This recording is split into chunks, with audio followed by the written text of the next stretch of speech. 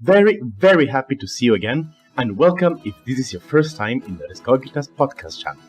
Rescogita, the ecological startup that aims to have an impact on individuals, on society, and on the biosphere. So remember to follow us on www.rescogita.academy. Now, sit back, relax, enjoy. My name is Lorenzo Nava, and I speak on behalf of Rescogita. Today is the fourth and final episode of this mini-series of podcasts about Carl Jung, individuation and archetypes, and to understand how is he considered to be the father of ecopsychology. We conclude with the Unus Mundus. Not really, how cool does Latin sound? Shall we make a podcast only in Latin? The Unus Mundus means the one world. And here we go. Unus Mundus. Quoting Jung, archetypes are universal organizing themes or patterns that appear regardless of time, space, or person, appearing in all existential realms at all levels of systematic recursions. They are organized as themes in the Unus Mundus, the potential world outside of me and detectable through synchronicities. Quite complicated language, and we're going to unveil it now. So let's stress a few points that we touched in the previous podcasts. Archetypes are just blueprints, containers with a potential of representation through the filters of individuality and culture. It is a treasure chest gifted to us by our ancestors.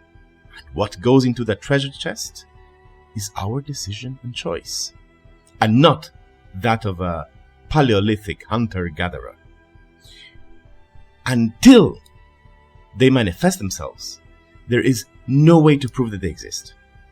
And manifest they do, however, not in a language and symbology that we clearly understand.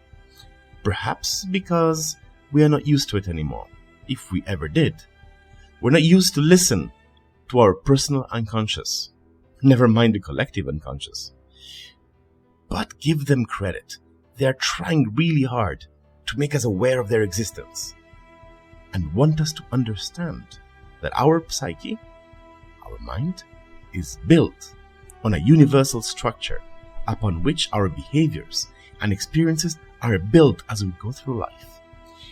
This makes archetypes both physical and psychological patterns that exist in the universe, although cosmos would be a more accurate term to use here, because it implies that our consciousness of individual and collective humanity, culture, biosphere, and life a whole, giving them a dual nature, existing in both inner and the outer world, and our archetypal structures guide our mind and behavior in both.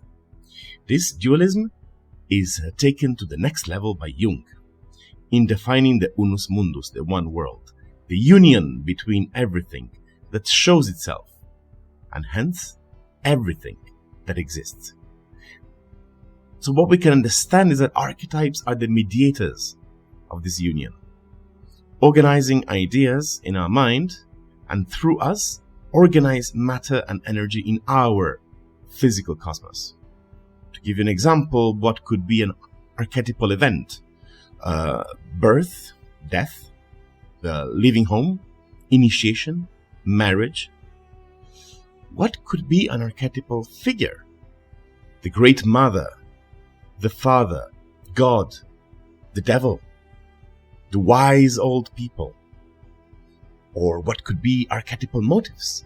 The creation, the end of the world, a flood. There are limitless numbers of events, figures, and motives. And some we recognize right away because they are repeated over and over in humanity. The shadow, the wise old man, the child, the mother, the maiden, the anima animus. And central to all is the self, which includes the whole range of the mind, standing out for wholeness and unity in the personality. Or the shadow, which stands for the wholeness of the unconscious mind and the values that compensate those of the conscious personality, the dark side, that which exists and that we have not identified. Or the anima, animus, which is the feminine and masculine that exists in each one of us. To even attempt to make a list would make no sense, because they mix and combine, and can even appear with qualities that makes it confusing to understand when one representation starts and the other ends. An image, theme, or event of the shadow could well be from the anima animus. At this point, all we know is that they all exist within us as a common blueprint for the whole of humanity. So, where do they come from, these archetypes? The answer this time is simple. Evolution, which also means that it is not something fixed. It's dynamic and changing over time. Humans possess quite a lot from the very start of life, and that is the inheritance of our ancestors. We are not born as empty boxes, just unconscious ones. We start with a set of systems which are already organized and just waiting to be switched on in our own personal and cultural ways.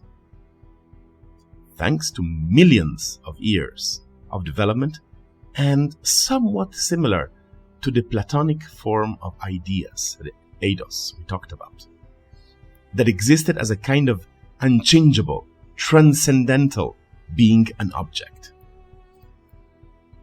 If these archetypes, as psychic structures and its elements, ever had a specific origin and starting point, we will likely never know it, nor why they play such a vital role in the lives of every single individual.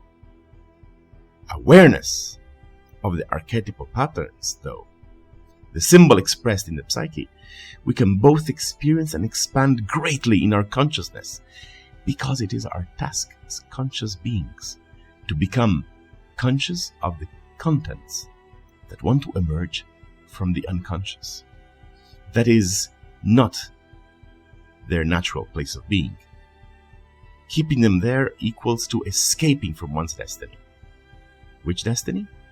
That of creating more consciousness, a purpose to human life, to kindle a light in the darkness of being. Archetypes have an agenda. That is, to become conscious and active in the environmental context of human and guide towards individuation. The Mother Archetypas, we mentioned before, is actualized in the mind of the child when inborn anticipation built into the personal unconscious of the child, mother complex. Thus, the basic themes of human life come to life through the universal, inborn, pre-conscious psychic arrangements of the components of the collective unconscious, with the task of organizing, informing, and directing our behaviors and thoughts. We grow, and as we mature, the plan unfolds in a sequence that Jung calls stages of life. New sets of archetypal manifestations, which will drive actions such as having parents, rites of passage, falling in love, companionship, marriage, and preparation for death.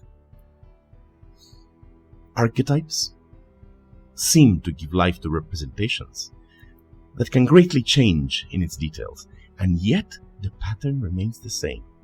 For example, the archetype of initiation is activated to make a transition meaningful from one stage to the next, like parenting, or generally rites of passage. These are prehistoric infrastructures and primitive thoughts translated to the present and modern thought. Thank you for listening to us, and hope that this small broadcast has tickled your curiosity. Let us know in the comments if you would like to hear more about archetypes theory or learn more about the scientific evidence behind it. With this, we would like to welcome you in our next series, which will concern human values. Remember to follow us on www.rescogita.academy, and until then, please do take good care of yourself.